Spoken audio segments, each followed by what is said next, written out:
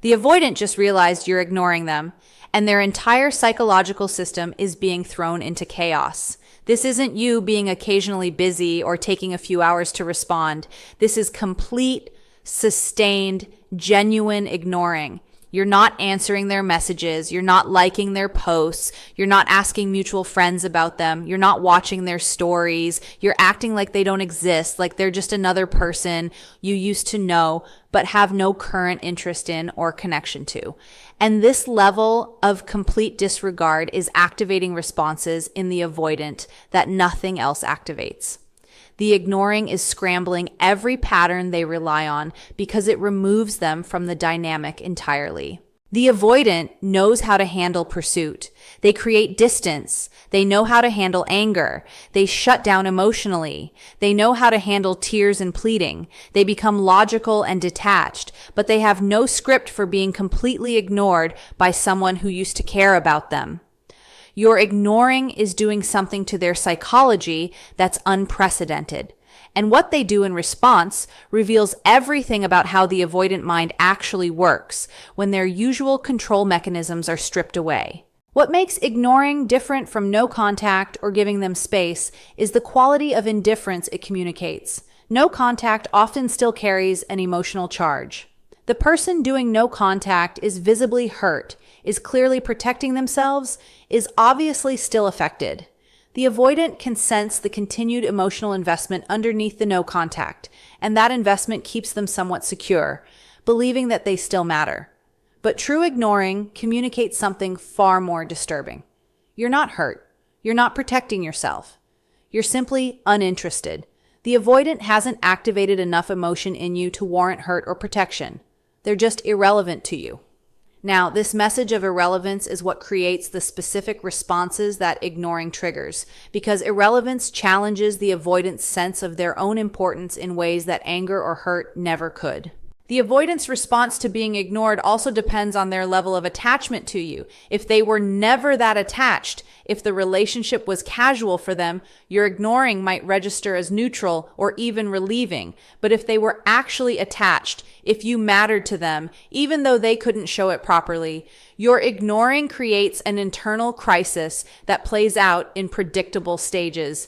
Understanding these stages helps you recognize that your ignoring is having an impact. Even when the avoidant doesn't reach out, even when they appear unaffected from the outside, even when they seem to be moving on easily, the impact is happening internally, privately, in ways the avoidant will never show you.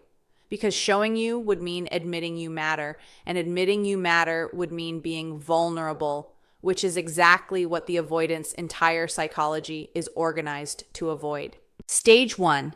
Disbelief and monitoring. The avoidant's first response to being ignored is disbelief. They can't quite process that you're actually ignoring them. They assume you're just busy. You'll respond eventually. You're probably thinking about them even if you're not reaching out.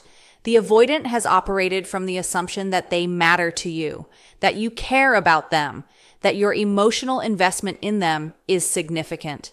Your ignoring contradicts this assumption so completely that the avoidance brain rejects the contradiction initially.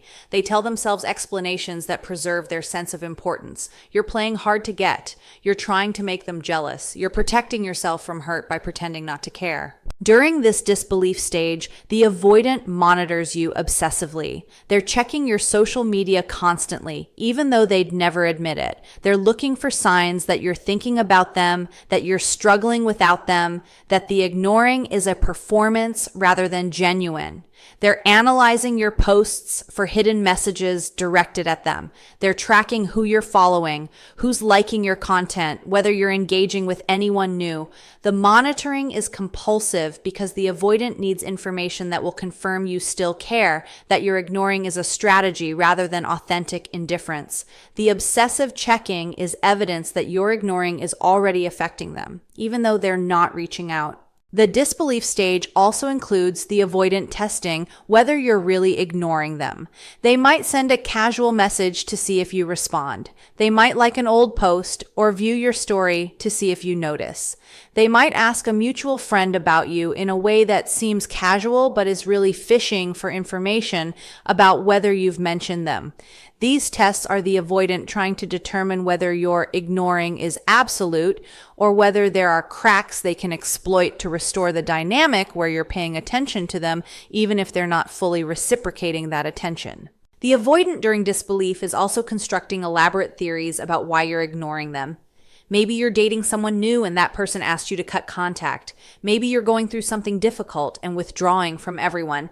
Maybe you're trying a new approach to make them chase you. The avoidant is creating explanations that make your behavior about external circumstances rather than about a genuine lack of interest in them. These explanations protect their ego by suggesting your ignoring isn't really about them not mattering to you.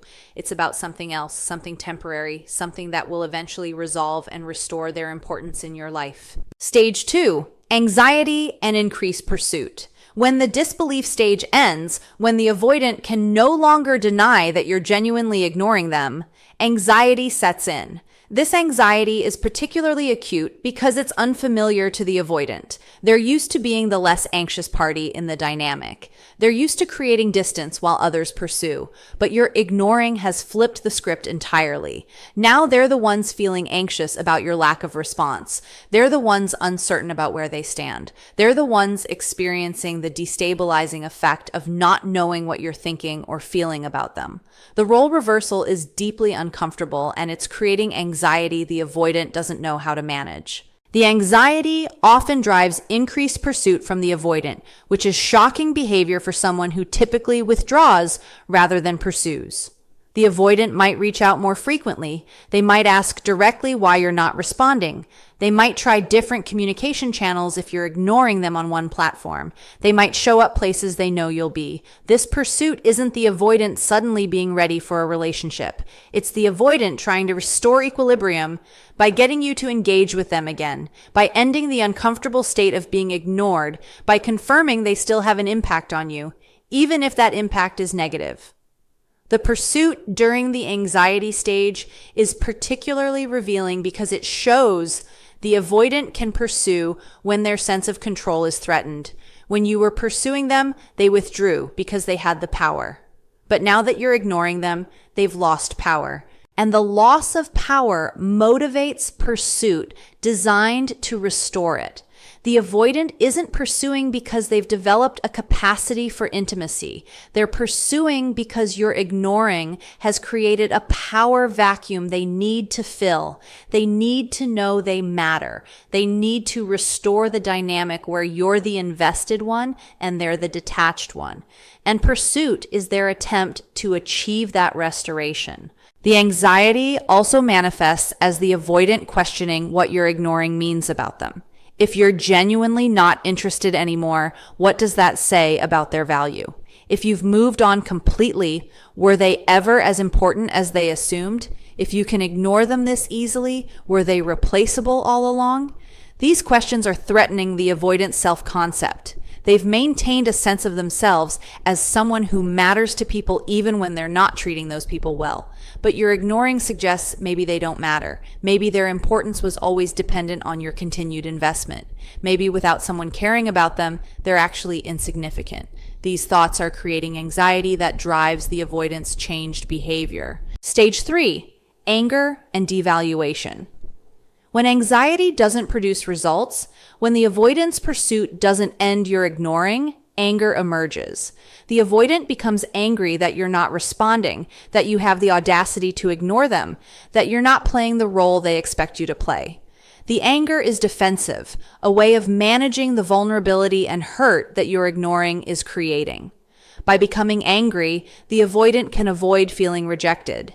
They can transform your ignoring from you not wanting them into you being unreasonable, immature, or playing games.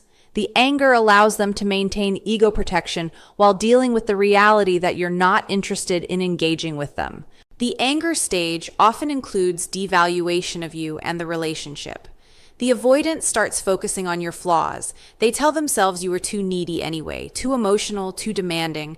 They decide the relationship wasn't that good, that you weren't that compatible, that they're better off without you. They minimize what you meant to them and magnify everything that was wrong. This devaluation serves the function of making your ignoring less painful. If you weren't that great, if the relationship wasn't that important, then being ignored by you doesn't hurt.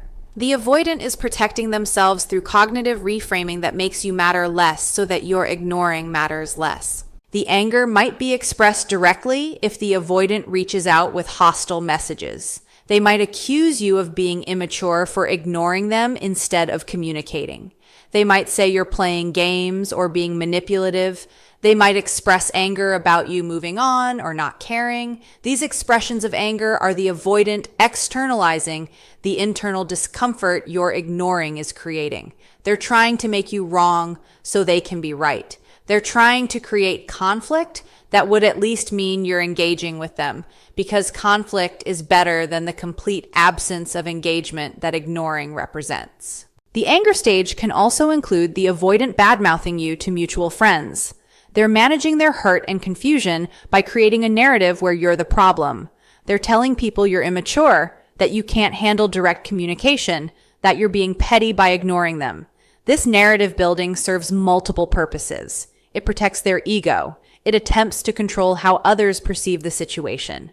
And it's an indirect way of trying to get information about you, since mutual friends might report back what they've heard. The avoidant is using anger as a shield against the vulnerability you're ignoring is creating. Stage 4, bargaining and attempts at reconciliation. When anger doesn't resolve the situation, when you continue ignoring them despite their devaluation and hostility, the avoidant often moves into the bargaining stage. This is where they might reach out with apologies, with explanations for their past behavior, with expressions of wanting to talk or work things out. The bargaining isn't necessarily genuine readiness for a relationship. It's the avoidant trying different strategies to end the ignoring, to restore contact, to regain the sense of control and importance that your ignoring has stripped away. The apologies and reconciliation attempts are often more about managing their own discomfort with being ignored than about an actual desire to repair the relationship. Their bargaining might include the avoidant minimizing their past behavior while maximizing your importance. They'll say things like, "I know I wasn't perfect, but we had something good," or "I miss you, and I think we should try again," or "Can we at least talk about what happened?" These statements are designed to appeal to your emotions, to remind you of positive aspects of the relationship, to create an opening for you to end the ignoring. The avoidant is betting that if they can just get you to engage, they can restore the dynamic where they have power and you're the invested one pursuing them. During bargaining, the avoidant might also make promises about change. They'll say they've been thinking about things, that they understand where they went wrong, that they want to do better. These promises are usually not backed by actual work. The avoidant isn't in therapy. They haven't done a deep examination of their patterns. They're just saying what they think you want to hear to end the ignoring. The promises are performative, designed to achieve the specific outcome of restoring contact, rather than representing a genuine commitment to transformation. If you respond to the promises, if you end the ignoring based on their words, you'll likely discover quickly that the behavior hasn't changed. The bargaining stage reveals how much your ignoring is affecting the avoidant, because bargaining requires them to be vulnerable in ways they typically avoid. They're admitting they want contact with you. They're expressing that your absence matters to them. They're showing a need they usually hide. The fact that you're ignoring has pushed them to this level of vulnerability is evidence of how disturbing they find being ignored. It's activating an attachment panic in them that their usual defenses can't manage. And bargaining is their attempt to resolve the panic by restoring connection. Stage 5, depression and genuine grief. If your ignoring continues through all the previous stages, if nothing the avoidant tries succeeds in getting you to engage, they eventually move into the depression stage. This is when the reality fully settles in. You're not coming back. You're genuinely done. You're not interested in them anymore. The avoidant has to sit with the loss of you. And sitting with loss without the usual defenses creates depression. They're sad in ways they rarely let themselves be sad. They're grieving the relationship, grieving their own limitations that destroyed it, grieving the possibility of you that's now foreclosed. The depression stage is characterized by the avoidant finally feeling the feelings they've been avoiding. They're not angry anymore. They're not bargaining. They're just sad. They miss you. They regret how they treated you. They wish they could undo their mistakes. They recognize what they lost. All of these feelings surface without the protection of denial or anger or bargaining. And the avoidant is experiencing grief that's probably long overdue. Your ignoring has forced them to feel a loss they've been defending against, and the feeling is overwhelming because they have no practice sitting with this level of emotion. During the depression stage, the avoidant withdraws from everything, not just from you.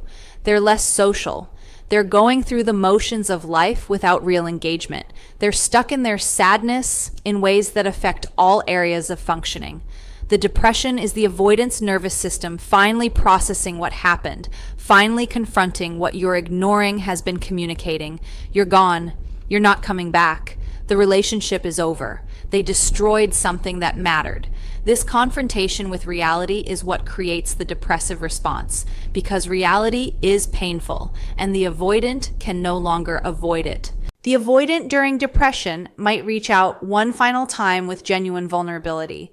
Not bargaining or anger or casual testing, but real honesty about how they feel and what they're going through.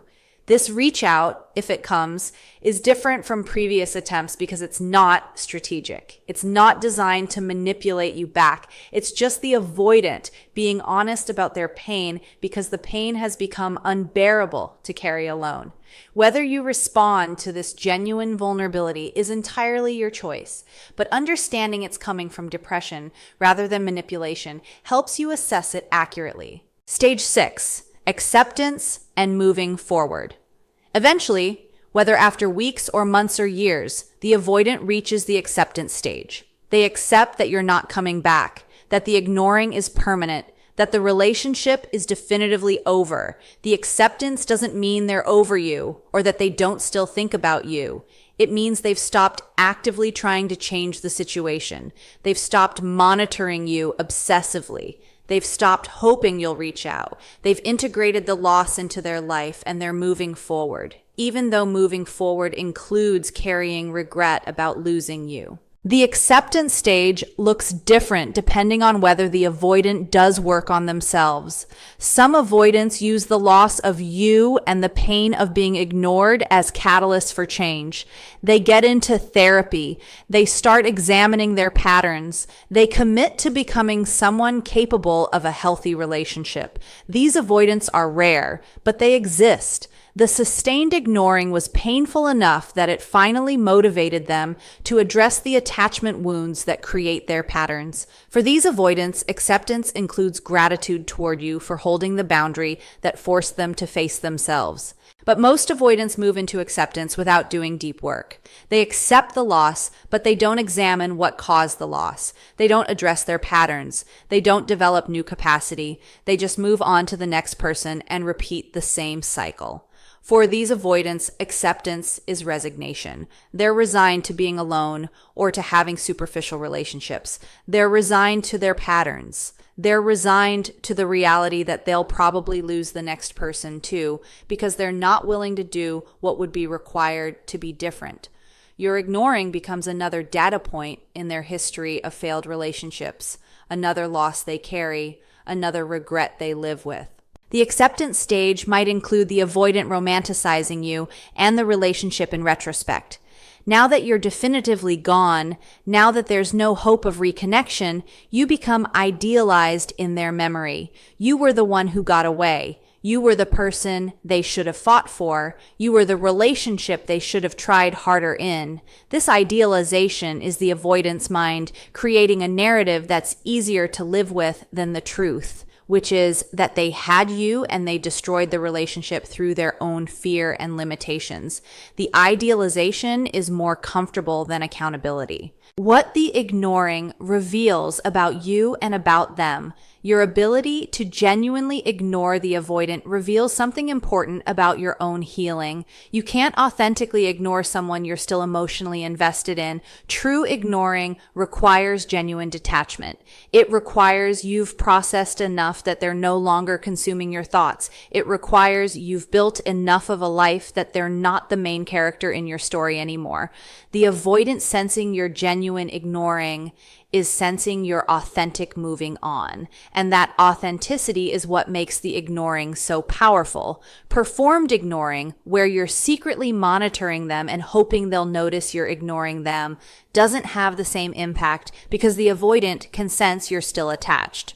The avoidance response to your ignoring also reveals how much you actually mattered to them. If they go through all these stages, if they're clearly disturbed by the ignoring, if they pursue and bargain and grieve, you mattered significantly even though they couldn't show it properly while you were together. The intensity of their response to being ignored is proportional to how much you meant to them. Avoidants who weren't that attached won't care much about being ignored. But avoidants who were genuinely bonded to you will go through every stage described, will be deeply affected, will struggle with the ignoring in ways that prove you were important regardless of how they treated you. Your ignoring also reveals to the avoidant what secure behavior looks like. You're demonstrating boundaries without drama. You're protecting yourself without attacking them. You're choosing yourself without making them wrong. You're showing that healthy people don't stay available to those who can't meet their needs. The avoidant is learning from your behavior. Even if they're not conscious of the learning, they're seeing what self-respect looks like, what boundaries look like, what it means to prioritize your own well-being. This modeling is valuable whether or not the avoidant ever applies it to their own life. What you should and shouldn't expect from ignoring them. Ignoring the avoidant isn't a strategy to get them back. If you're ignoring them, hoping they'll chase you, hoping they'll finally fight for you, hoping the ignoring will make them value you, you're going to be disappointed. Some avoidance will pursue during the anxiety stage. But pursuit driven by discomfort with being ignored is different from pursuit driven by readiness for a relationship. If you respond to their pursuit, if you end the ignoring because they're finally reaching out, you'll likely discover they return to their avoidant patterns once you're re-engaged. The pursuit was about restoring their control, not about being ready to be different. You should expect that ignoring them will affect them, even if they never show you the effect. The stages described happen even if the avoidant never reaches out, even if they appear unaffected from the outside, even if they move on with someone new. The internal processing happens regardless of external behavior. Your ignoring is teaching them something about consequences, about what happens when they treat people poorly, about the reality that not everyone will wait around indefinitely. Whether that teaching translates into growth is up to them, but the teaching is happening whether or not you see results. You shouldn't expect closure or acknowledgement from ignoring them. Most avoidants won't reach out to apologize or to thank you for holding boundaries or to tell you how the ignoring affected them. They'll process privately and move forward without giving you the satisfaction of knowing you impacted them. You have to be okay with never knowing exactly how they responded to being ignored. You have to find your own closure independent of their response. The ignoring is for you to protect your energy and time and heart from someone who couldn't treat them well. Whatever effect it has on them is secondary to the primary purpose of protecting yourself. You should expect that maintaining the ignoring will require ongoing commitment. The avoidant might try to break your ignoring months or years later. They might reach out when they're lonely or when they see you're thriving or when they're between relationships. Maintaining the ignoring means not responding to these later attempts, not giving them access just because time has passed, not letting temporary loneliness or curiosity make you available to someone who hasn't done the work to be different. The ignoring has to be sustained indefinitely to maintain its protective function and to maintain the boundary you've established. The bottom line, ignoring them is about you, not them. What avoidants do when you ignore them entirely ranges from obsessive monitoring to pursuit, to anger, to grief, to acceptance. The specific responses vary by individual and by level of attachment, but the pattern is generally predictable.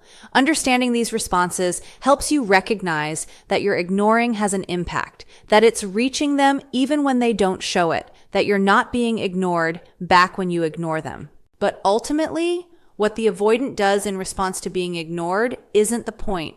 The point is what you're doing for yourself by maintaining the boundary. Ignoring them is you choosing yourself. It's you protecting your energy from someone who couldn't value it properly. It's you refusing to remain available to someone who was unavailable to you. It's you demonstrating self-respect through your actions rather than just in your words. It's you living the boundary that you need, regardless of how they respond to that boundary. The ignoring succeeds not when it produces a specific response from them, but when it frees you from the cycle of hoping they'll change, waiting for them to choose you, accepting treatment that diminishes you. The avoidance response to being ignored reveals their internal process and proves they're affected. But them being affected doesn't obligate you to respond. Their grief doesn't require you to relieve it. Their pursuit doesn't mean you should stop ignoring them. Their bargaining doesn't mean they're actually ready to be different. You can know all of this, can understand exactly what they're going through, and can maintain your ignoring anyway.